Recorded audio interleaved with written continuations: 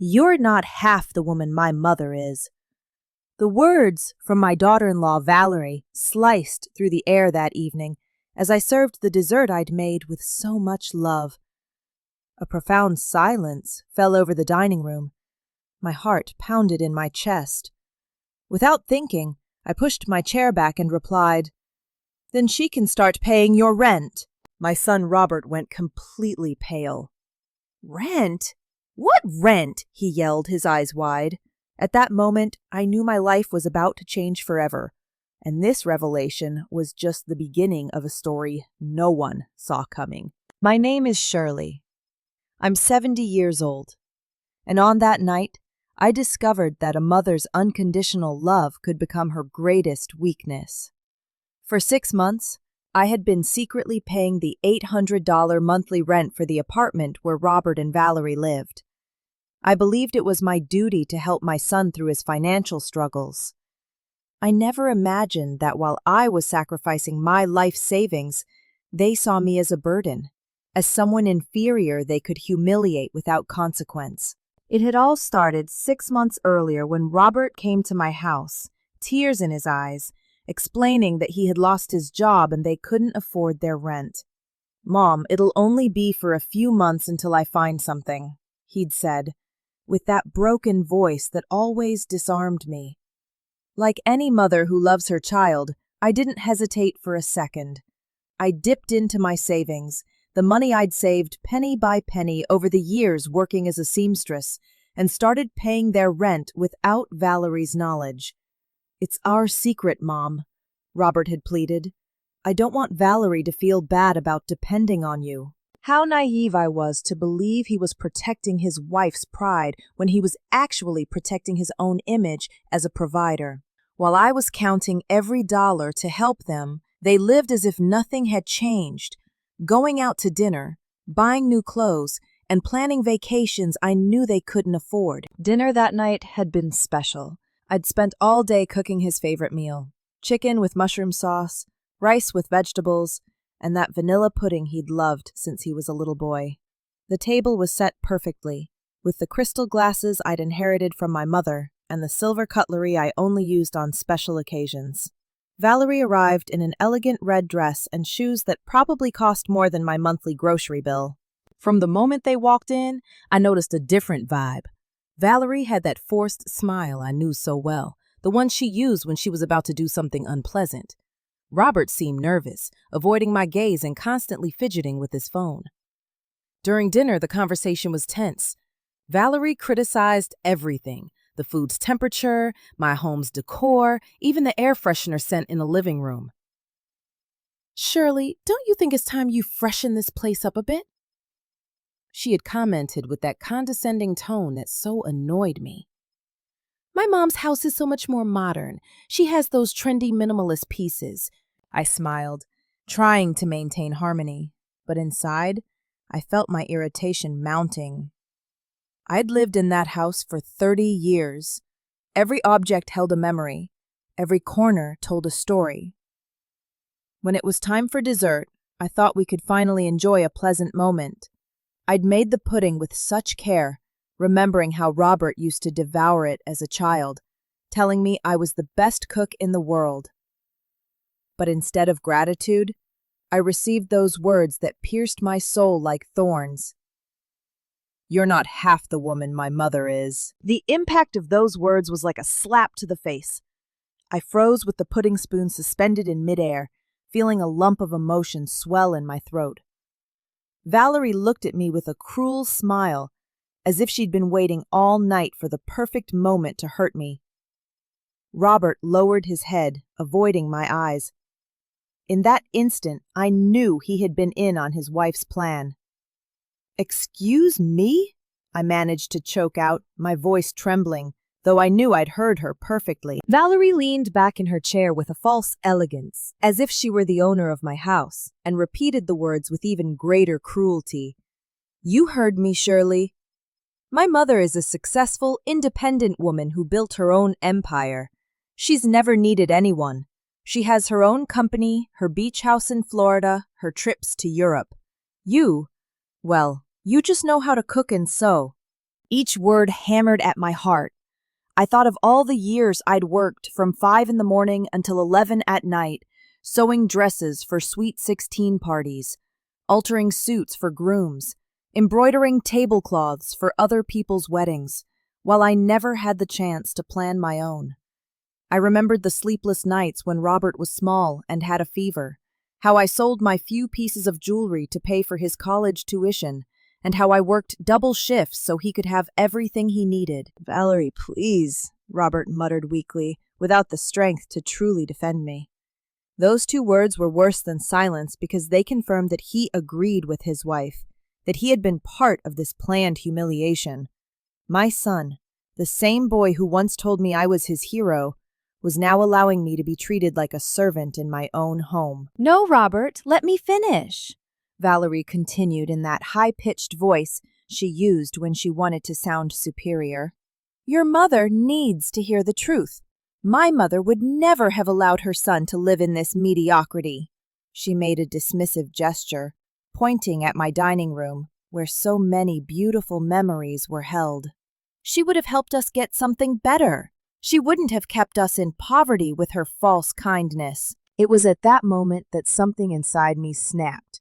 It wasn't just the injustice of her words, but the absolute ingratitude of someone who had been living off my generosity without knowing it.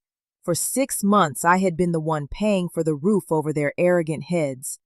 I had deprived myself of medicine for my arthritis to ensure they had a comfortable place to live. I rose slowly from my chair, feeling an adrenaline rush I hadn't felt in years. "All right, Valerie," I said with a calm that surprised me. "If your mother is so superior, if she's such a better woman than me, then I think it's time for her to assume the responsibilities a successful woman should have." Robert looked at me, confused, but Valerie kept that smug smile on her face as if she'd won a battle. "Exactly, Shirley. I'm glad you finally understand your place in this family." "Oh, I understand my place perfectly," I replied, my voice growing firmer with each word.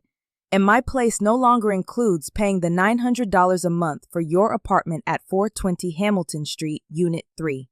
The silence that followed was so deep, I could hear the kitchen clock ticking. Robert stood up so abruptly he knocked over his water glass. "What rent?" he yelled, his eyes wide, looking at me as if I'd spoken a foreign language. "What are you talking about, Mom?" Valerie's arrogant smile had vanished completely. Now she looked at me with a mix of terror and confusion that gave me immense satisfaction. "The rent I've been religiously paying every month since February," I continued, savoring every second of their bewilderment. $900 that comes from my bank account on the 5th of every month, plus the $100 in additional fees the landlord charges for a direct deposit. $1,000 in total that I pay so you can live comfortably while you disrespect me." Robert collapsed into his chair as if his legs could no longer hold him. "But you told me you talked to the landlord, that he was giving you time to get the money," he stammered, his voice broken. Valerie looked at him with a fury I'd never seen before, as if he were to blame for ruining her moment of glory. "I lied," I admitted without a hint of remorse. "I lied because I thought I was helping my son. I thought it was temporary. I thought you would appreciate the sacrifice someday. But now I see that to you I'm just a silly old woman who deserves to be humiliated." Valerie tried to regain her composure, but her voice had lost its arrogant confidence. "Shirley, I didn't know you. Robert never told me that you were paying." She began to stutter, but I interrupted her, raising my hand. "I'm not interested in your excuses, dear. If your mother is as wonderful as you say, I'm sure she'll be happy to take on this responsibility. After all, a woman so successful and independent wouldn't have any problem paying for her daughter and son-in-law's rent, would she?" The irony in my voice was so evident that even Robert flinched. The atmosphere in the dining room was so thick you could cut it with a knife. Valerie glanced back and forth between Robert and me, as if she were quickly calculating the implications of what she'd just discovered. Robert's hands were trembling, and he had started to sweat. "Mom, why didn't you tell me the truth? he finally asked, his voice cracking. "Why did you make me believe you'd worked something out with the landlord?" Robert's question echoed in the dining room like a painful cry. "I lied because you're my son, Robert. Because when you came to my house crying, telling me you had lost everything and didn't even have money for food, I couldn't stand by and watch the boy I raised, the man I love more than my own life, suffer." Valerie remained silent, but I could see her mind racing to process the implications of my revelation. The pink color from her expensive makeup had drained from her cheeks, and she looked ashen. Robert ran his hands through his hair, a gesture he'd made since he was a child when he was nervous or scared. "I lied," I continued, my voice growing firmer, "because I thought it was temporary, because I believed that when you recovered financially and found a stable job, you would thank me. I never imagined that while I was depriving myself of medicine for my arthritis, while I stopped buying meat to save those $900 a month, you two were plotting how to humiliate me in my own home." Robert tried to interrupt me, but I raised my hand to silence him. "No, now you're going to listen to me, Robert. For 6 months, I've been eating rice and eggs for dinner. I've been wearing the same pair of broken shoes because I didn't have money for new ones. You know what I did last week? I sold your father's wedding ring. That ring I'd kept as my most prized treasure, just to pay your rent and have some food in my fridge." Tears welled up in my eyes, but they were tears of rage, not sadness. I sold the only physical memory I had of my husband, of the man who had loved me for 30 years, to support a couple who considered me inferior, mediocre, and unworthy of respect. Valerie finally found her voice, though it was small and shaky now. "Shirley, I didn't know. Robert never told me that you were paying." But I cut her off with a look that could have melted steel. "Of course you didn't know, dear, because your husband chose to lie to you too. He preferred for you to believe that he had earned the money on his own, rather than admit he was depending on his mediocre mother." I spat out the word mediocre with such venom that Valerie visibly recoiled. Robert finally exploded. "Mom, I never wanted it to be this way." "You insisted. I didn't ask you to sacrifice so much." His voice sounded desperate, like a child caught in a lie, but his words only fueled my fury. "I insisted?" I yelled, finally losing my composure. "You came to my house sobbing like a 5-year-old. You told me you couldn't even afford bread, that Valerie was crying every night from the shame of not being able to pay the bills. What kind of mother would I have been if I had closed my door on you?" The silence that followed was devastating. Robert looked at Valerie with a look of reproach that she returned with equal intensity. It was clear that there were secrets and lies on both sides, and that neither of them had been completely honest with the other. "You know what hurts the most, Robert?" I continued, feeling the tears streaming down my wrinkled cheeks. "It's not the money. It's not the sacrifice. It's that for all these months, every time you came to visit, I saw contempt in your eyes. Valerie criticized my house, my food, my clothes, my manners, all while not knowing that my money was paying for her roof. And you just let her do it." You don't." Robert tried to approach me, but I took a step back. "Mom, please let me explain." "There's nothing to explain," I cut him off sharply. "The explanation just came out. Your wife believes I'm not half the woman her mother is. Well, then her mother can show what kind of woman she is by taking care of her responsibilities." Valerie finally found some courage to speak, though her voice still trembled. "Shirley, my words were said in a moment of, I was upset about other things." I interrupted her with a bitter laugh. "You were upset about having to eat at the home of the woman who pays your rent. Upset because you had to pretend to be cordial with someone you consider so inferior." The tension in the air was so dense you could have cut it with a knife. Robert paced the dining room like a caged animal, while Valerie sat twisting a napkin between her trembling hands. "You know what's the saddest part of all this?" I continued, feeling a strange calm come over me. "I really believed we were a family. When I married your father, Robert, I dreamed of having many children with grandkids running through this house, with family dinners full of laughter and love. After years of trying to get pregnant, when you finally came, I thought God had given me the greatest gift in the world." Robert stopped and looked at me, his eyes full of tears. "Mom, I love you. You know I love you. Love isn't just words, son. Love is actions. It's respect. It's protection. When your wife insults me and you stay silent, when you let her humiliate me in my own home, when you lie to me to hide that you depend on me financially, that's not love. That's convenience." Valerie stood up abruptly, knocking over her chair. "That's enough. I'm not going to stand here and listen to this sermon. Robert, we're leaving now." Her voice had regained some of her usual arrogance, but I could see the panic in her eyes. "No," Robert said firmly, surprising us both. "We're not leaving until we sort this out. Mom, please sit down. We need to talk like adults." But I had already made my decision. "There's nothing left to talk about, Robert. The cards are on the table. Your wife has made her feelings about me very clear, and you have shown that you agree with her. Starting tomorrow, I will no longer be paying your rent. If Valerie's mother is as superior as she says, I'm sure she'll find a way to help you." "But Mom, you can't do that," Robert cried, and for the first time all night I saw real terror in his eyes. "We don't have the money." "I was fired 2 weeks ago. I was going to tell you after dinner." Robert's words hit the dining room like a bomb. "You were fired 2 weeks ago?"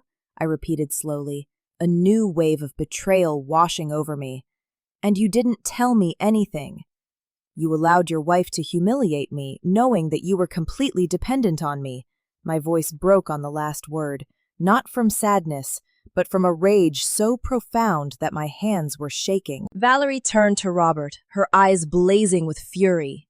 "What? You were fired 2 weeks ago and you didn't tell me? I've been spending money as if everything were normal while you—" She couldn't finish the sentence.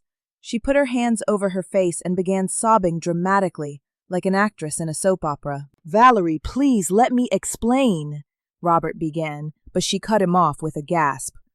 "Don't tell me to calm down. Just yesterday, I bought those $400 shoes. Last week, I booked the spa for my birthday.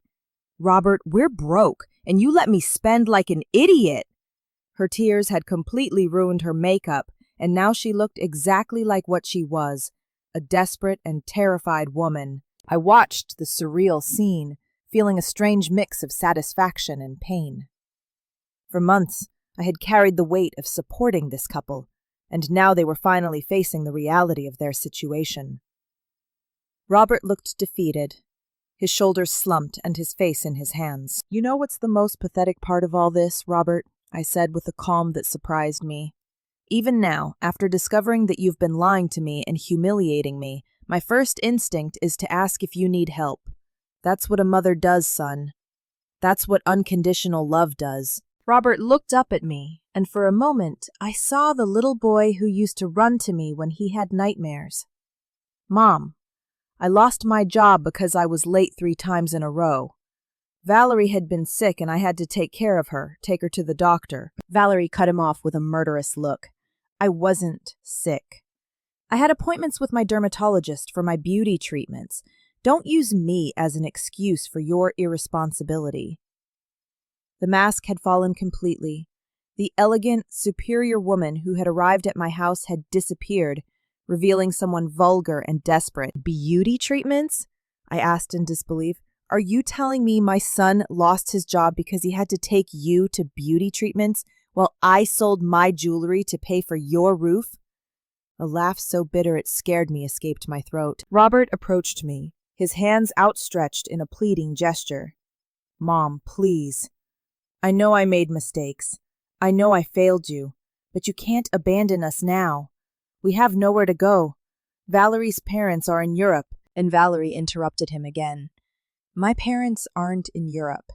They're in town. You told me to tell you we were fine, so they wouldn't worry."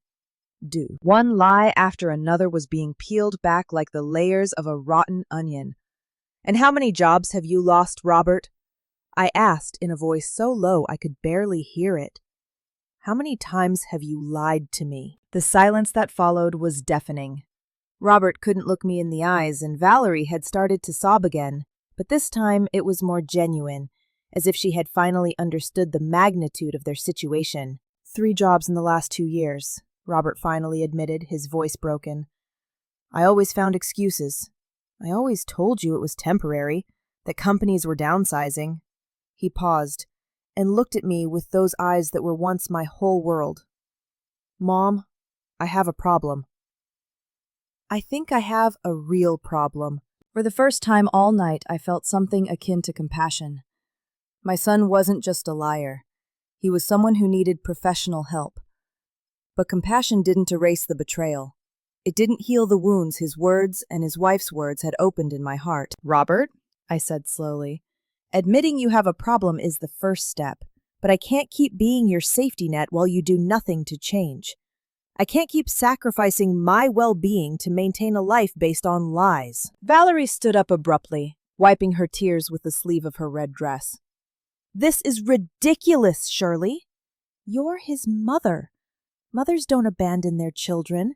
My mother would never do this to me. The arrogance had returned to her voice like a defensive armor. Your mother has never had to deal with this because you've never told her the truth, I replied with an icy calm. And you're right about one thing, Valerie. Mothers don't abandon their children. But I'm not abandoning my son. I'm stopping him from using me. Robert approached me and took my hands in his. They were cold and trembling. Mom, I promise I'm going to change. I'm going to get help. I'm going to find a job. I'm going to make things right this time. Just give me one more chance. I looked at those hands. Once so small that I'd held when he learned to walk, when he was afraid of the dark, when he needed comfort after a nightmare. Robert, how many last chances have I given you? How many times have you made me the same promise? He couldn't answer, because we both knew the answer. I had lost count of the times we'd had this very conversation, of the broken promises and crushed hopes. Your lease is up next month, I announced, gently pulling my hands from his. You have 30 days to find a solution. After that, I will no longer be responsible for your housing. Valerie stormed toward the door. Let's go, Robert.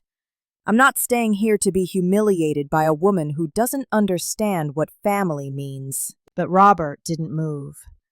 Valerie, you can go if you want. I need to talk to my mother. His voice had a firmness I hadn't heard in years. And for a moment, just for a moment, I saw a glimmer of the man he could have been. Valerie stopped dead in her tracks when she heard Robert's words. She turned slowly, her expression a mix of disbelief and pure fury. You're asking me to leave after everything I've sacrificed for this marriage? Her voice had become shrill, almost hysterical, and she gesticulated with her hands as if conducting an invisible orchestra. Valerie, please. I need to sort this out with my mom. Too much has happened tonight. Robert tried to explain, but she cut him off with a gasp that probably woke up the entire block. No, I'm not going anywhere.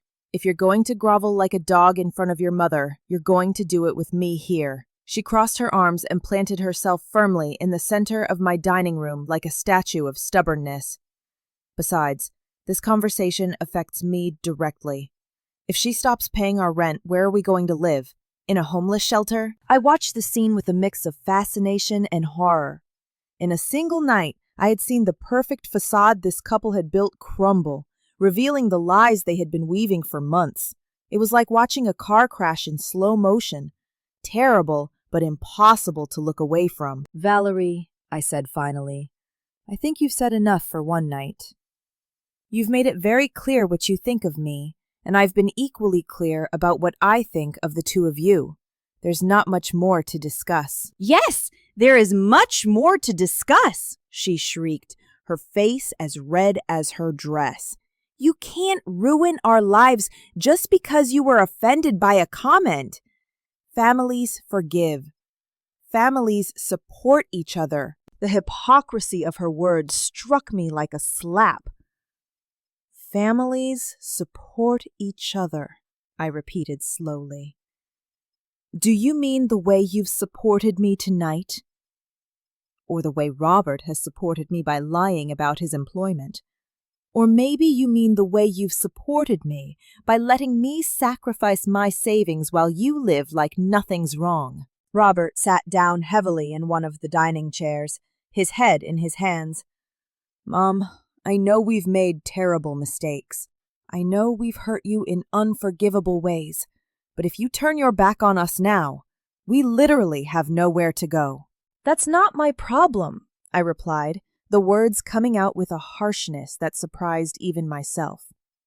"For 70 years, I've been taking care of others. I took care of my parents until they died. I took care of your father through his illness. I've taken care of you since the day you were born. Do you know when the last time someone took care of me was? When was the last time someone worried about my well-being?" The silence that followed was deep and painful. Robert lifted his head and looked at me with an expression I hadn't seen since he was a little boy, that mix of guilt and understanding that appeared when he finally realized he had done something very wrong. "Never," he admitted in a barely audible voice. "I've never worried about taking care of you. I always assumed you'd be there, that you'd always be fine, that you'd always have the strength to solve all the problems." Valerie seemed to be losing patience with this emotional conversation. "Enough of the melodrama, Shirley. You're the mother. It's your responsibility to help your son. You can't just decide you don't want to be a mother anymore." Those words were the final straw. I walked toward Valerie until I was just inches from her face. And when I spoke, my voice was so low and menacing she instinctively recoiled. "Never, ever tell me what kind of mother I should be. I've been a mother for 35 years.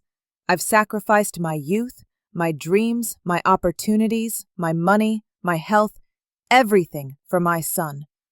What have you sacrificed? Your beauty treatments? Your $400 shoes?" Valerie tried to respond, but I continued without giving her a chance. "Being a mother doesn't mean being a permanent ATM. Being a mother doesn't mean accepting humiliation and disrespect. Being a mother means teaching your children to be responsible, independent, respectful people. And in that, I have clearly failed." Robert stood up abruptly, knocking over his chair. "Don't say that. You've been a wonderful mother. I'm the one who failed. I'm the one who messed up." "Yes, Robert, you failed. But I also failed by letting it go this far, by letting you turn into a man who lies to his wife, who lies to his mother, who allows the woman who raised him to be humiliated." Tears streamed down my cheeks, but my voice remained firm. Valerie had started to pace the dining room like a caged animal. "This is a nightmare. This is a nightmare. In-laws are supposed to help their daughters-in-law. We're supposed to be a family." "Family?" I interrupted her with a bitter laugh. "When have you ever treated me like family, Valerie? When have you shown me respect, affection, or consideration? From the day you met Robert, you've treated me like an obstacle, something annoying you had to tolerate to keep your husband happy." "That's not true," she protested, but her voice lacked conviction. "It's not true?" I asked, crossing my arms. "Do you remember last Christmas, when you suggested it would be better for you to spend the holidays alone because I didn't understand modern traditions? Do you remember when I offered to cook for your anniversary and you said you preferred something more sophisticated? Do you remember when you criticized me for wearing my favorite purple dress because women my age should wear more subtle colors?" Each example I gave was like a small stab, and I could see Robert flinch with every memory. He had been there for all those occasions. He had heard every hurtful comment, and he had never said a word in my defense. "Valerie," I continued, "you never wanted to be part of this family. You wanted this family to disappear so you could have Robert all to yourself. Well, congratulations. It looks like you're going to get exactly what you wanted." Robert approached me, his eyes full of tears. "Mom, please give—" "If that's what you want, Shirley, then fine. But don't come crying to me when you realize you've lost your only son forever. When you're all alone in this old house, surrounded by your musty memories, remembering that you had a family and you kicked them out for your stupid pride.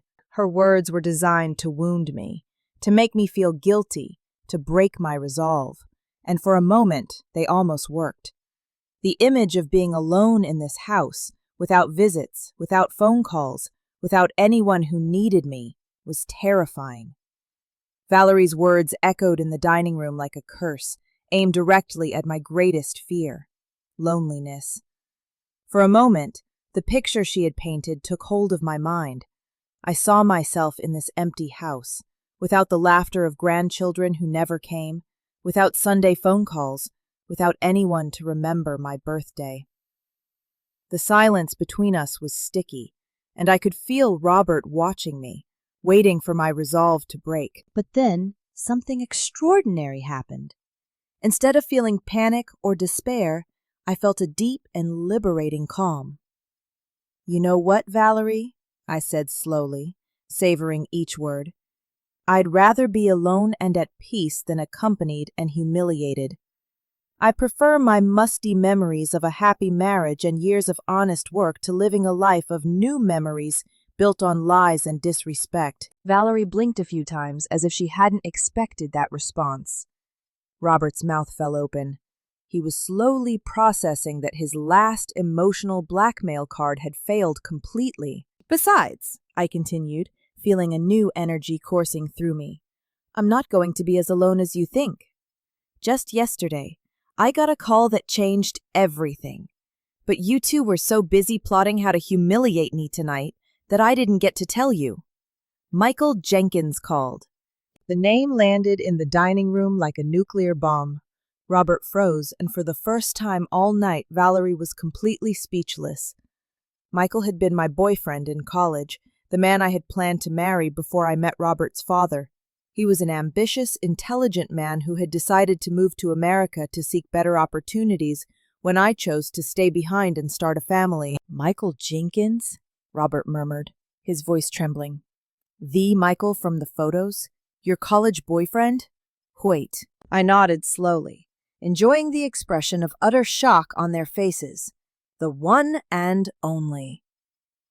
Turns out, after 40 years of building an engineering company in Seattle, after raising 3 successful kids and losing his wife 2 years ago, he decided to look up his old friends. He found me on social media, and we've been talking on the phone for the past 2 weeks. Valerie finally found her voice, though it sounded strangled. "What do you mean you've been talking?" Her face had turned a sickly greenish color that didn't suit her at all. "I mean exactly that. We've been talking every day, reminiscing about old times, catching up on our lives, our fulfilled and unfulfilled dreams. And last night, he made me an offer that took my breath away." Robert approached me with hesitant steps. "What kind of offer, Mom?" I smiled for the first time all night, a genuine smile that came from the depths of my heart. "He invited me to spend a month at his home in Seattle. He says he wants to show me Washington State, introduce me to his kids, and that he's always wondered what would have happened if—" I left the sentence hanging, enjoying the absolute silence that had taken over the dining room. "But Mom," Robert stammered, "you can't go with a man you haven't seen in 40 years. What if he's a scammer? What if he's lying to you? What if—" "What if, Robert?" I interrupted him with a surprising firmness. "What if he turns out to be a liar just like you? What if he uses me just like you have? At least with Michael, I'll be on an adventure, seeing new places and being valued for who I am, not for what I can give financially." Shipped. Valerie had collapsed into a chair, her face in her hands. "This can't be happening. This is a nightmare. You can't be serious about leaving with a stranger." "Michael isn't a stranger to me. He knows my dreams, my fears, my hopes, because we shared them when we were young. He knows I always wanted to travel, that I always wanted to see the Pacific Ocean, that I always dreamed of writing a book about my experiences as a seamstress. Do you know what the first thing he said to me was when he called? He said, 'Shirley, I hope you've chased all your dreams because you deserve an extraordinary life.'" Tears began to stream down my cheeks, but they were tears of joy, not sadness. When was the last time you two asked me about my dreams? When was the last time you cared if I was happy, if I had plans, if there was anything I wanted to do with my life? Robert tried to approach me, but I raised my hand to stop him. Michael sent me photos of his house, of his garden full of orange and yellow flowers, of the ocean view from his deck. He told me about his trips to Europe, about the books he's read, about the dinners he cooks for his friends every Friday. And you know what else he told me? Bava. Valerie lifted her head to look at me, her eyes red and full of resentment. What did he tell you? He told me that a woman my age and with my experience is a treasure. He said I have stories to tell, wisdom to share, and love to give. He told me that any man would be lucky to have my company, my conversation, my affection. My voice broke slightly as I remembered those words that had healed wounds I didn't even know I had. After I hung up that call, I sat in my kitchen and cried for an hour. But I didn't cry from sadness. I cried from relief. I cried because someone had finally reminded me that I am more than a mother, more than a provider, more than a free maid. I am a woman with my own value. Robert had gone ashen. Mom, please don't make any hasty decisions because of what happened tonight. Michael might just be saying what you want to hear. Scammers are very clever. Stop it! I yelled with a force that surprised even me. Stop trying to control my life. Stop telling me what I can or can't do. For 35 years, I've lived for you. I've made every decision thinking about your well-being, your future, your happiness. For the first time in decades, I'm going to make a decision thinking about myself. The silence that followed was deafening. Robert had collapsed into a chair, his head in his hands, sobbing like a small child. Valerie looked at me with a mix of hatred and terror, as if she had seen a ghost. You know what else Michael told me? I continued, feeling my confidence grow with every word. He said he'd kept a photo of me from when we were 20, the one where I'm wearing the white dress with red flowers that I made myself. He told me that all these years, especially after his wife died, he would look at that photo and wonder if I had been happy, if I had managed to fulfill my dreams. Robert looked up, his eyes swollen from crying. And what did you tell him? Kilodi. I told him the truth. I told him that I'd had moments of happiness, especially when you were little, when your father was alive, when I thought I was building something beautiful, called a family. But I also told him that I had sacrificed so much of myself in the process that I no longer remembered who Shirley was before she was Robert's mother or Charles's widow. Valerie stood up abruptly as if she had been stung by a wasp. This is ridiculous. You can't go with that man. What are people going to say? A woman your age chasing romantic adventures like a teenager. I looked her directly in the eyes and smiled with a serenity I hadn't felt in years.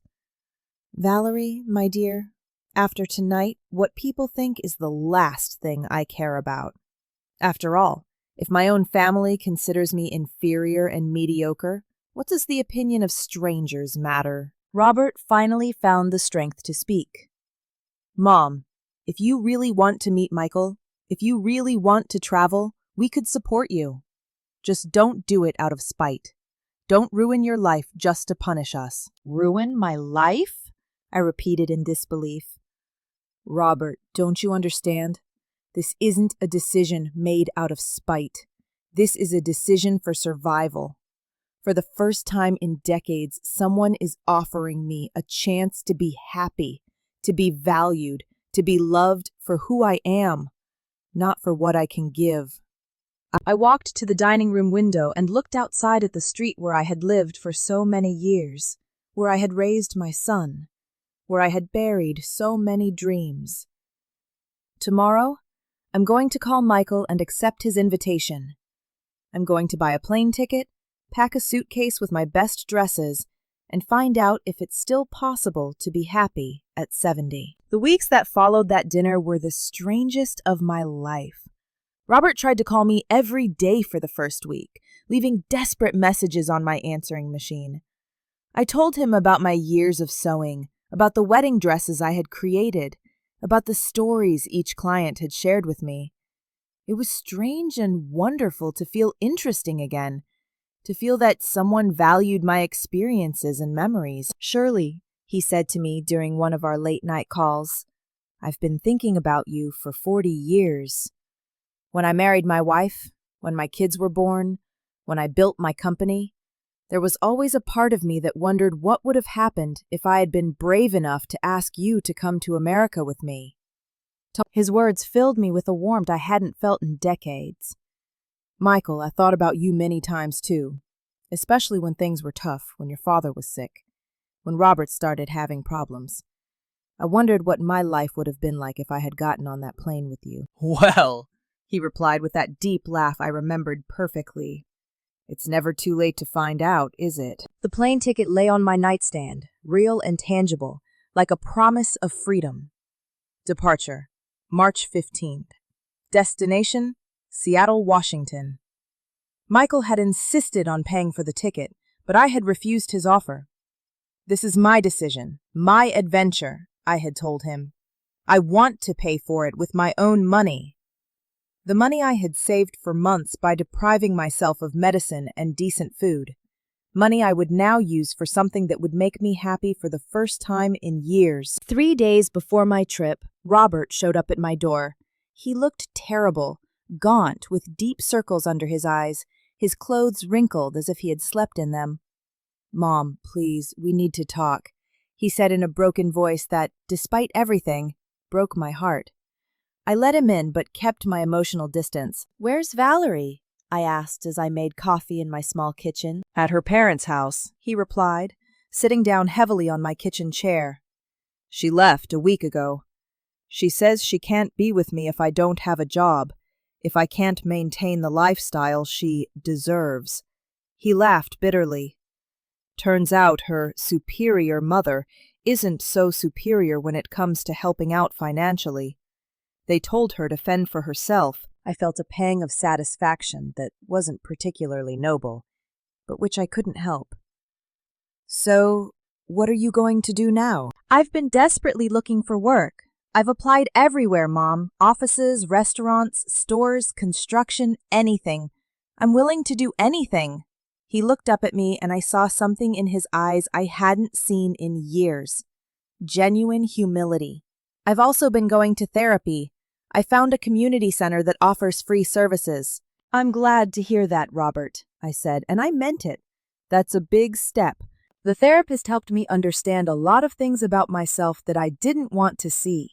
He helped me understand that I've been an emotional and financial parasite, not just with you, but with everyone who has tried to help me. His words sounded rehearsed, as if he had practiced this speech many times in front of a mirror. "And what have you learned, specifically?" I asked, curious to see if there had really been a change or if this was just another manipulation. Robert took a moment to answer, nervously toying with his coffee cup. "I've learned that I never learned to be responsible because you were always there to rescue me. It's not your fault." He quickly added when he saw my expression, "It's mine." But the pattern was set very early on, and I never made the effort to break it. I nodded slowly. "And Valerie, what did you learn about your relationship with her?" That what I felt for her wasn't love. It was emotional dependency. I liked that she was demanding and critical because it gave me an excuse not to grow up, to continue being a child who needed his mom to rescue him. He stopped and looked me directly in the eyes. "Mom, I know I don't deserve your forgiveness. I know I've destroyed our relationship, but I need you to know that for the first time in my adult life, I'm seeing things clearly." "And what exactly do you see?"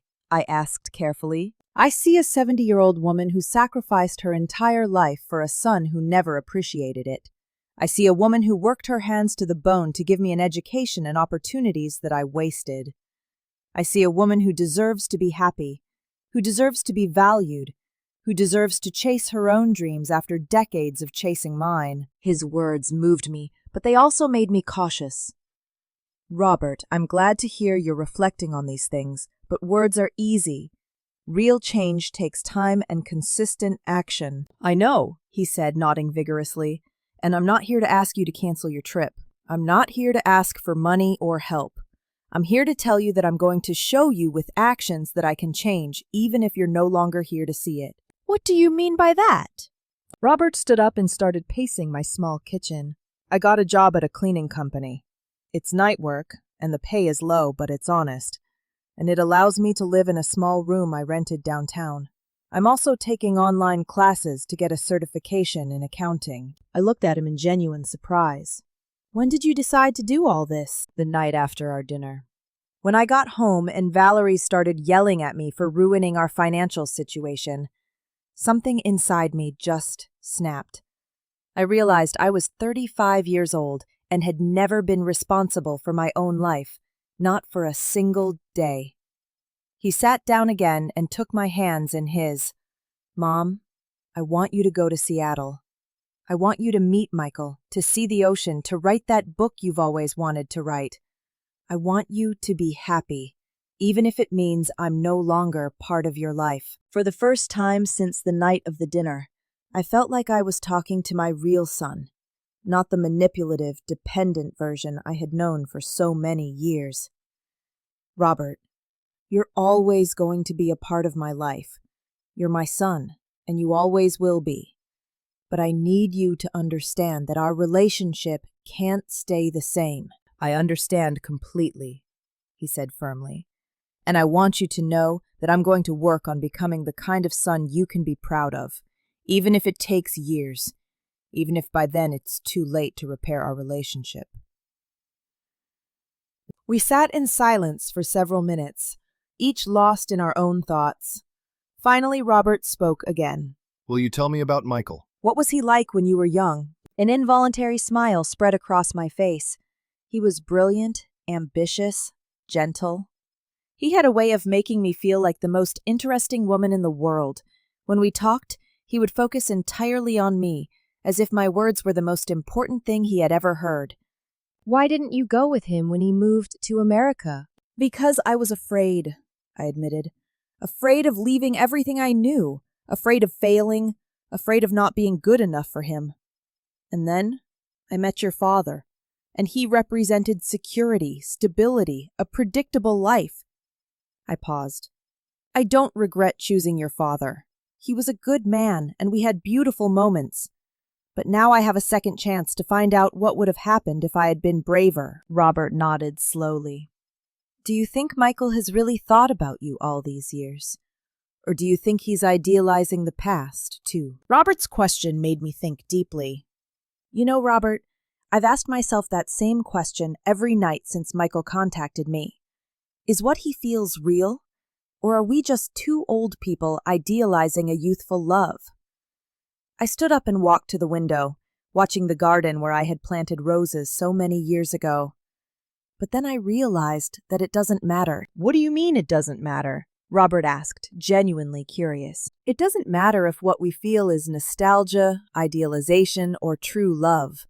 What matters is that for the first time in decades, I feel alive. I feel valuable. I feel like a woman who deserves to be courted, admired, respected. I turned to look at him. When was the last time I felt that way? When was the last time anyone made me feel special just for being me? Robert lowered his head, ashamed. I never made you feel that way, did I?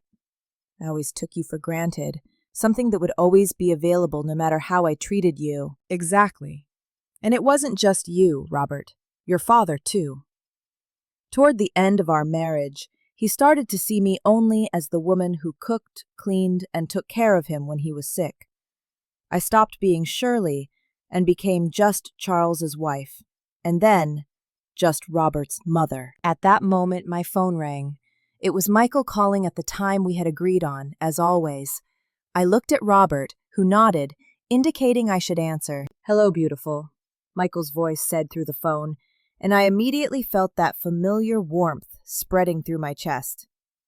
"How was your day?" "Interesting," I replied, smiling despite the tension.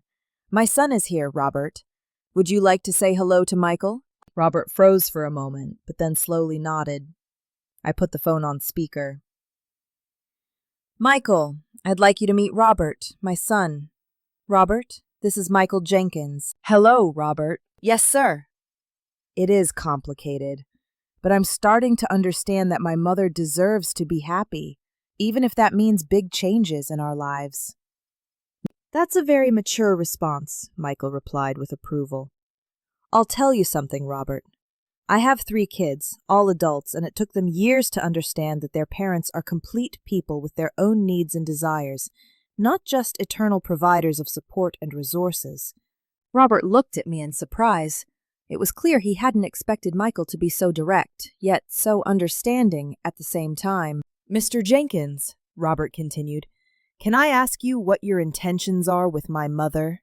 Michael chuckled softly. That's a fair question. My intentions are to get to know the woman the girl I fell in love with 40 years ago became. My intentions are to show her beautiful places, to introduce her to my kids, to cook for her, to listen to her stories, and perhaps, if we both decide we want to, build a deep friendship or something more. And if things don't work out as you expect? Robert asked. Then we will have had a beautiful adventure.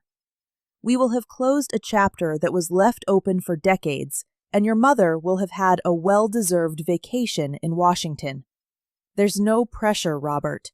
No unrealistic expectations. Just 2 older people giving themselves a chance to rediscover joy. Robert visibly relaxed. Thank you for being so honest, sir. Call me Michael, please. And now, if you'll excuse me, I'd like to speak with your mother alone for a moment. Robert nodded and walked to the living room, giving me privacy for my phone call. How do you feel after talking to him? I asked Michael once we were alone. I feel good. He seems to be a young man going through a moment of growth. That speaks well of how you raised him, Shirley.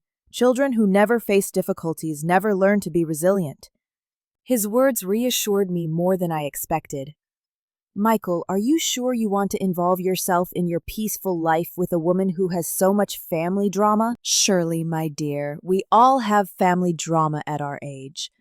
One of my sons got divorced last year and moved back into my house with his 2 small kids. My daughter is having a midlife crisis and calls me crying every Tuesday. My youngest son is struggling with a video game addiction that's affecting his marriage. He laughed softly. Family drama is a part of life. The difference is how we handle it.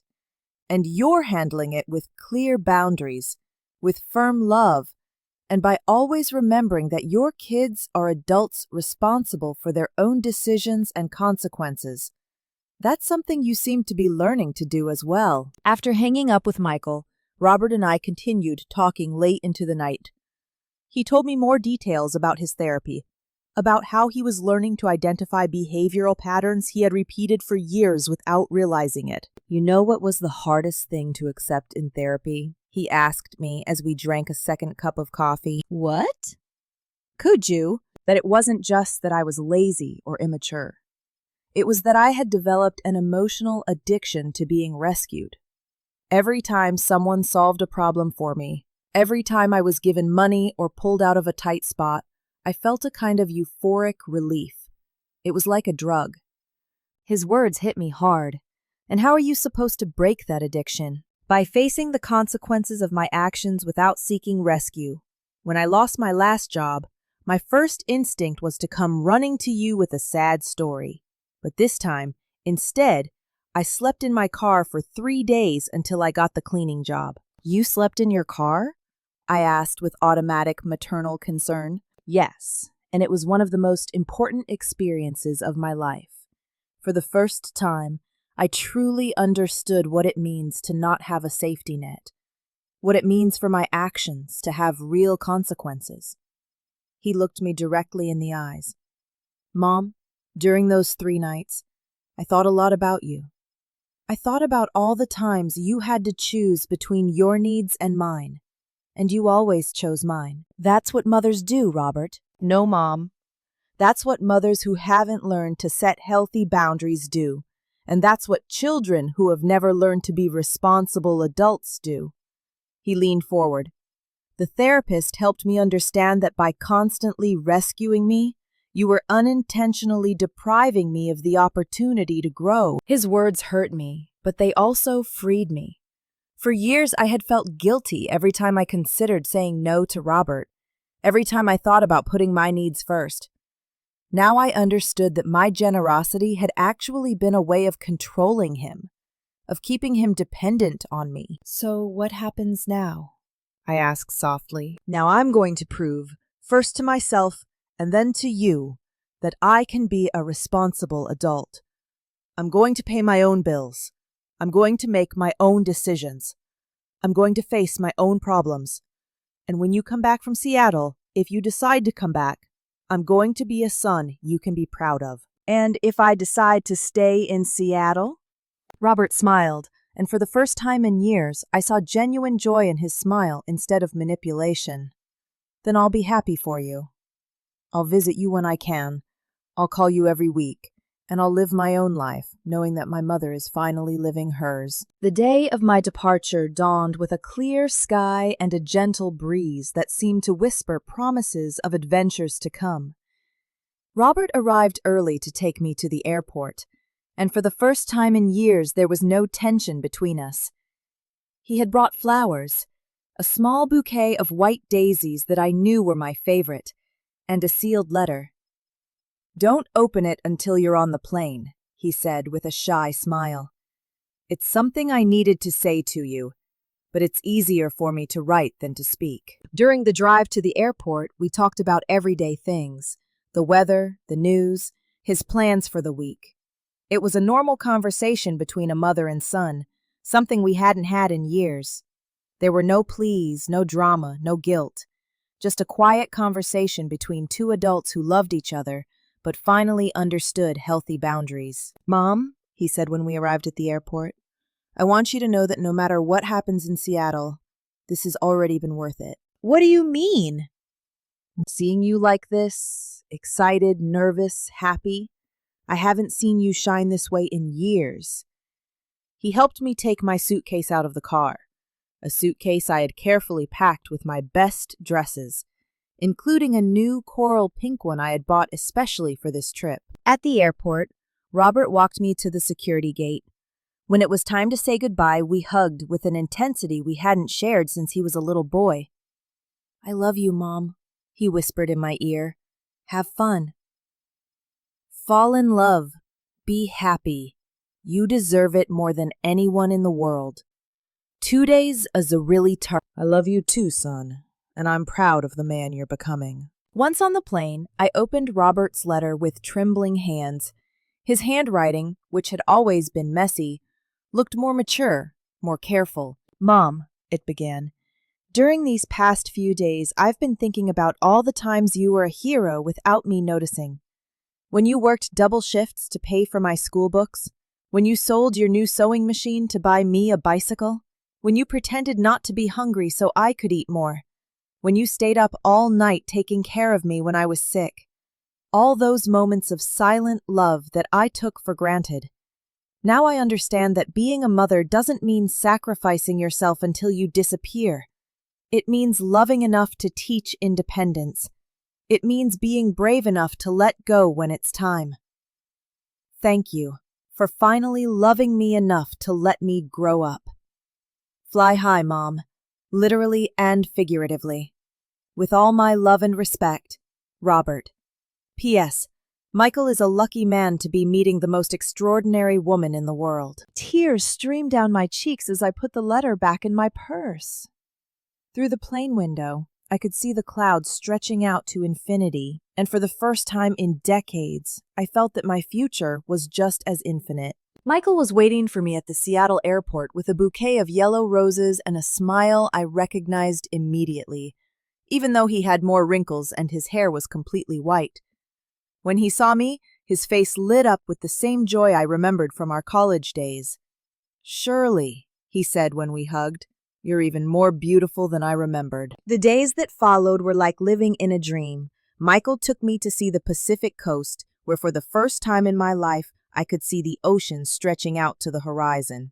He introduced me to his kids, who welcomed me with a genuine warmth that moved me deeply. His youngest daughter, Carmen, said, "Dad hasn't smiled like that since Mom died. Thank you for bringing back his joy." Michael cooked for me every night, elaborate dinners that we savored on his deck while watching the sunset. I'm not a retired engineer. I'm just Michael, the man who fell in love with a brilliant girl 40 years ago and never forgot her. His words went straight to my heart because they expressed exactly what I felt with him. I wasn't Robert's sacrificial mother.